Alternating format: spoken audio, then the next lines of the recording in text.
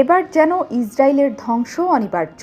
প্রবল শক্তিমত্তা নিয়ে চারদিক থেকে দেশটিকে ঘিরে ধরেছে তেহরান। শক্তিশালী মিসাইল, ড্রোন ছুড়ে সিরিয়ার দূতাবাসে হামলার ন্যায্য জবাব দিচ্ছে তেহরান।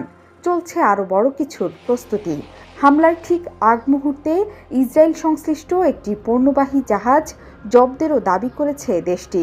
ইরানের রাষ্ট্রীয় গণমাধ্যম বলছে, শনিবার হরমুজ প্রণালীর কাছ থেকে ওই জাহাজ জব্দ করেছে ইরানের রেভলিউশনারি গার্ড কোর আইআরজিসি। গণমাধ্যমগুলো বলছে, জাহাজটির নাম এমসিএস অ্যারিস। ইসরায়েলের সঙ্গে আছে এর সংশ্লিষ্টতা। হেলিকপ্টার দিয়ে অভিযান চালিয়ে আইআরজিসি সদস্যরা সেটিকে জব্দ করেছেন। জাহাজটিকে নিজেদের জলসীমায় রেখেছে তেহরান।